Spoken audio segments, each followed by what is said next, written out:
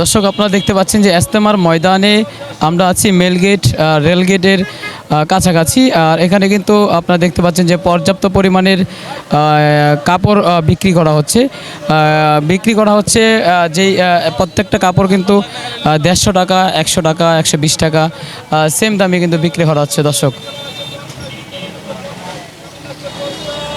ভাই কত করে বেচতেছেন? 150 টাকা পার পিস। কি কি আছে এই জায়গায়? শুধু শার্ট, অন্য কিছু নাই? দর্শক শুধু শার্ট বিক্রি করা হচ্ছে এখানে 150 টাকায়। অনেক সুন্দর সুন্দর সুন্দর শার্ট কিন্তু এখানে বিক্রি করা হচ্ছে।